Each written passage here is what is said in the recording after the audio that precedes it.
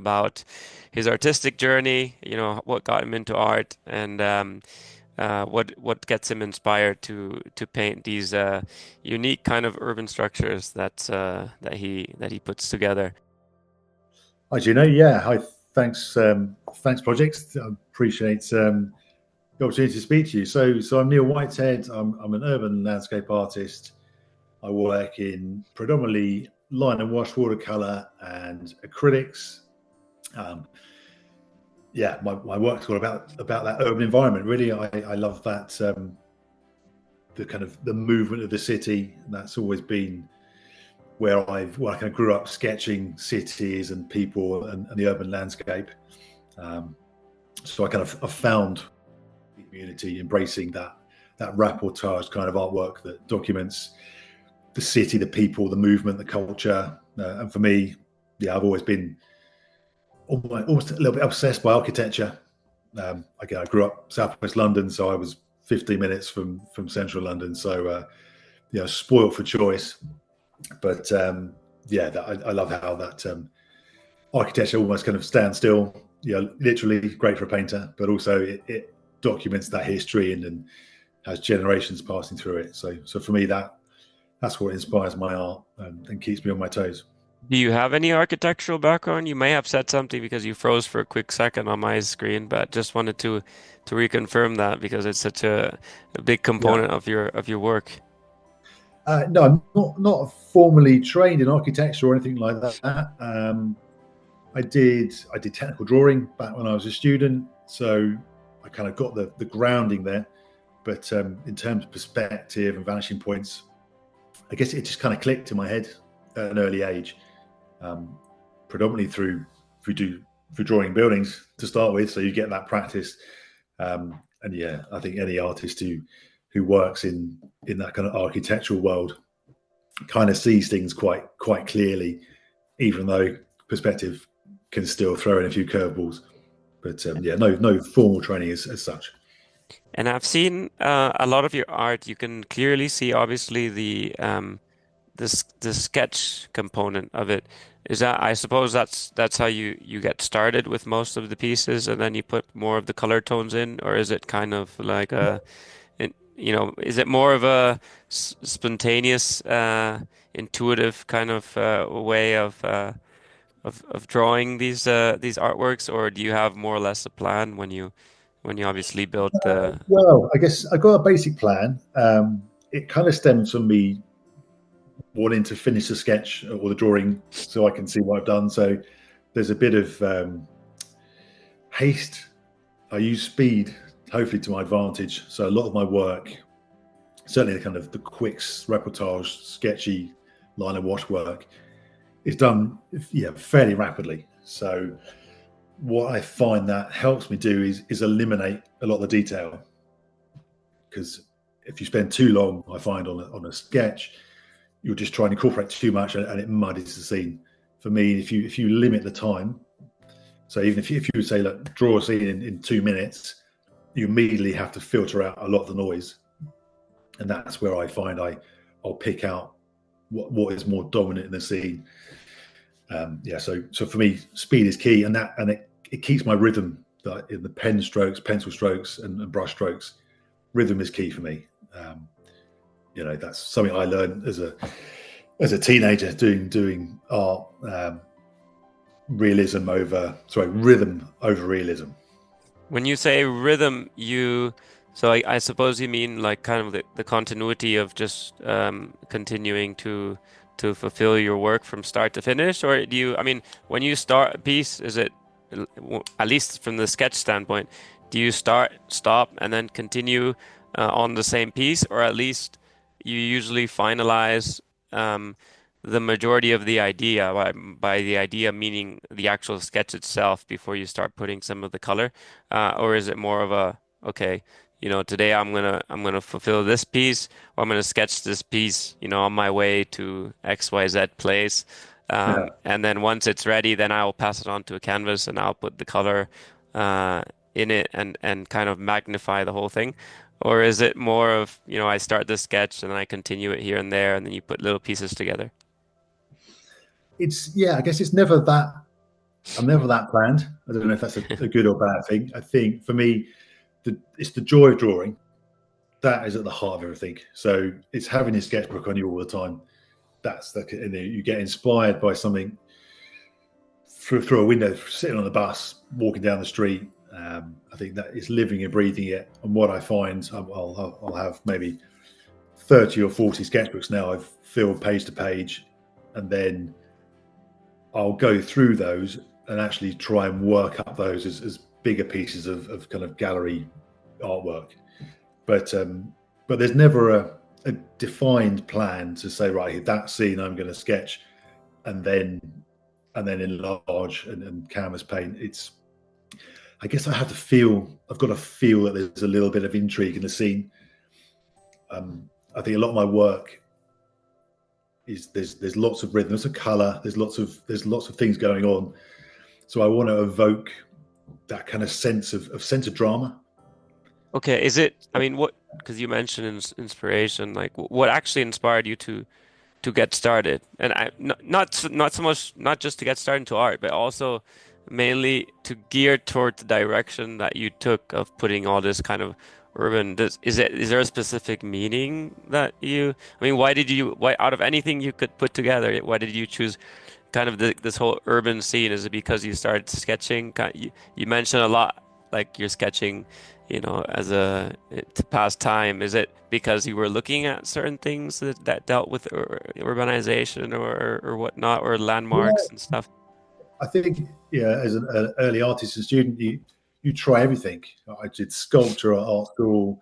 I did a lot of fine art, a lot of portraits. Um, but I think it's key for anyone up and coming artist, a student, try as much as you can. And I think then you kind of find your niche. And again, that's why social media is a massive benefit because there is an audience. Whereas when I was, going through the art college days, very much it was all driven to the final show. If you didn't have the right audience there on that show, it was tough to get your name noticed and get seen by those kind of gallery owners. Now social media opens that up. So whatever your style, there will be an audience out there for you. Do you find But it challenging to share some of your works on social media, as opposed like if I'm, for example, if I'm looking at your art live as opposed to just scrolling, say on Instagram or Facebook or Threads or whatever other platform you're using, um, is it is it hard for you? Do you feel like it's not the same experience for the viewer based on what you know about what your art and what it conveys? yeah, oh yeah, certainly. I think again, social media is great, but also you can throw away stuff on a whim if you're browsing through it. You've got no understanding of the narrative of the deeper journey.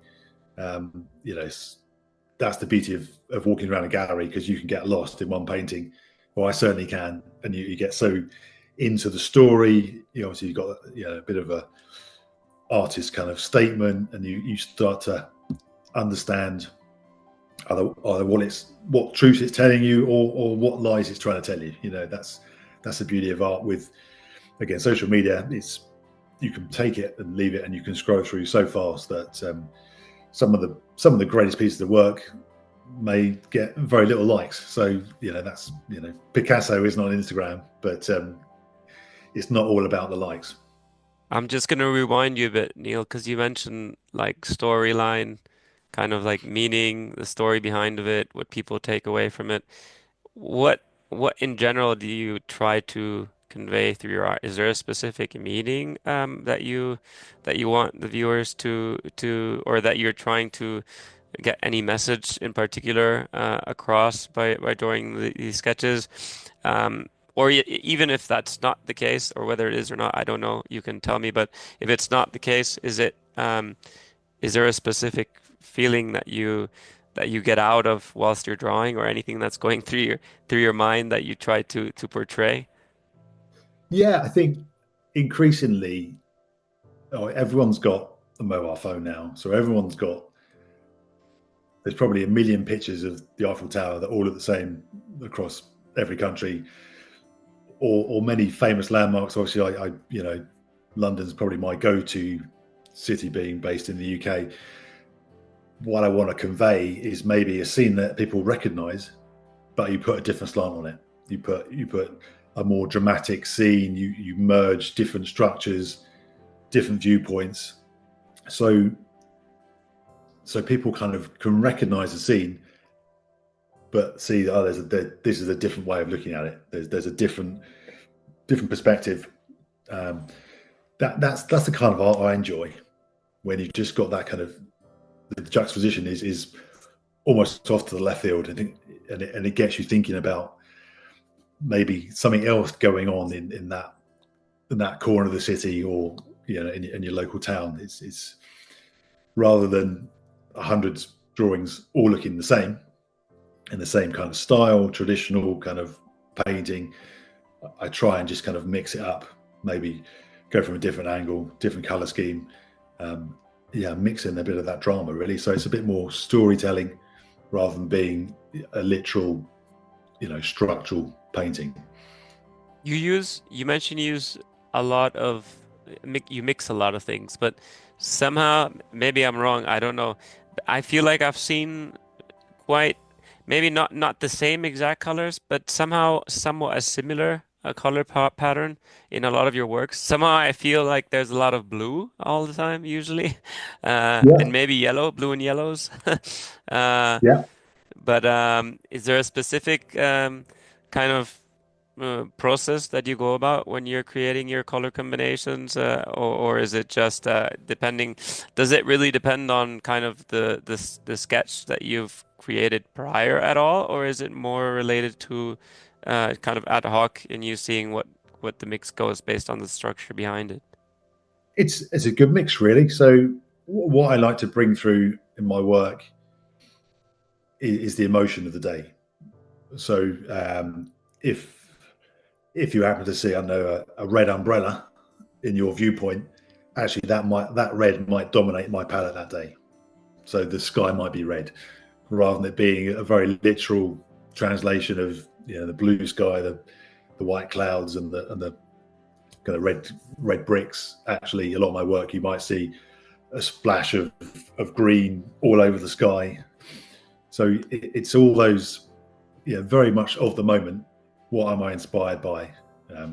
I've done some pieces fairly recently, and my scene was constantly interrupted by passing buses. So the palette has naturally just become this red building, and it was just that influence of that was the color that was coming through, rather than what's the color of the brickwork and all that detail. So I get a lot of that work, or a lot of that color use coming through my work. So it's very much the feel of the moment, the emotion of the day. Obviously, I love a hot sunny day, so I do throw in a lot of bold blues, but obviously there's always a mix as well. So hopefully that means I'm fairly upbeat kind of guy if they're nice and bright and colourful. But at the same time, some of my more bigger pieces, there's a bit more license to be a little bit more dystopian, more darker shadows. Actually, But when I look I at guess your art, it looks somehow it gives me a really modern feel, a modern, clean, slight bit of minimalism, but also it somehow has like a very contemporary, elegant feel as well to it. So yeah, it's quite neat and it's quite unique. Like I know, because and I'm saying this because I've seen your work now for almost several years already, and I know and I can easily distinguish it, right? Which is quite neat. That's why I knew right away I was, intrigued by the one you had right behind you. Um, but yeah, it is quite interesting. I wanted to ask you also, Neil, is there any particular like artists that you admire or that kind of inspired you to not only do art but also to take this kind of route in terms of the way you absolutely. I mean, structure your artworks? there's a host of artists who are very prevalent in the urban sketching scene. Simone Riyard, fantastic architectural illustrator and artist. Stephanie Bauer, who is a genius on perspective and that architectural illustration. And then there's Paul Kenton, who is the kind of the lord of urban city landscapes with his humongous canvases, which I probably couldn't fit in my studio. So I said I was on the right track when I mentioned his name then. Yeah, Yeah. no, great. And yeah, there's plenty of artists that really zero in on that city and that the undercurrent. So I'm constantly exploring, and for me, that's the way you learn, really. Just surround yourself by people who are better than you, or doing something different, because it's constantly evolving and changing. I think that's why if I ever do workshops, I encourage students to keep sketchbooks, no matter how much you might cringe. If you've got that visual progression of here I was 5 years ago and here I am now, actually that's a really nice feeling when you can see the change. Can you look at a painting and know exactly, are you that type of person that looks at a painting or a sketch and you remember exactly where you drew it and where what was going through your mind when you were drawing a particular piece of art? Because I speak with a lot of Yeah, artists, and that's one yeah, of the questions that always gets me into. Because if I look at some of the works that maybe I did, back in the day or whatnot, or and they're all different, you kind of resonate, or some exactly like, man, I was, I yeah. was this day at this time, and this was going through my head, and you can kind of see that a lot in the work that you've done, and Yeah, I think they some of them resonate strong. I mean, back in lockdown, um, I sold a range of paintings in my front garden. So we couldn't get out and about. So I can remember the moments finishing those off, and it was the love-hate relationship with these big canvases. And you go in the morning and you hate it, and then the afternoon, like, yeah, it's good, and then come the evening you hate it again. That's I guess that's the life of the artist. You're constantly in that. Have I overworked it? Is it clean enough? Will it sell? It's always in there, but you've got to be happy yourself. Really, that's when I'm happiest. When it's a piece, I think, yeah, it's done. But yeah, going back to selling in the front garden during lockdown was, I can remember those very clearly, and the inspiration behind them. Yeah, because that was quite a memorable time. there's obviously different times now today with social media platforms and everything else. But for those that are viewing this, do you have any kind of particular message, or kind of help that you can, or advice that you would give, either maybe even your younger self or any other Yeah, kind of more young, or artists more in their infancy stages that are looking to promote their work in such a, I guess, unique time, really, because if you look at 20 years before, the way of promoting your artwork and the artworks itself and what was interesting, was quite different than today. I've just seen a banana with a duct tape a couple of days ago sell for 5.2 million on Sotheby's. So anything goes today, and just any advice that you can give in particular. yeah. I mean, I've kind of touched on it, but for me, social media is great because you can find your audience, but it gives you the platform to engage with galleries and artists. And my goodness, I've emailed and messaged so many galleries, and some ignore you, but they're super busy. But a lot of them are brilliant, full of great advice. So I really encourage it.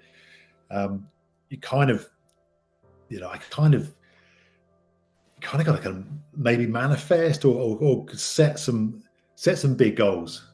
For me, that's what am I going to achieve this year, and just kind of remind yourself why you're trying to do this. It's not about being a social media champion, because that you're fighting an endless battle. I have so many people message me saying, I want to get to 1,000 followers here or 10,000. Like, by the time you get to 1 million, you'll want 2 million in 3 minutes. You've got to set yourself, I find, a decent strategy. So where do you want to be as an artist in a year? Do you want to be represented by a gallery? Do you want to be working with bigger brands? How do you set your stall, and stay true to your art? Don't bounce around. I think develop a style that makes you distinctive. So when your work does pop on the screen, bang, they know who that artist is straight away.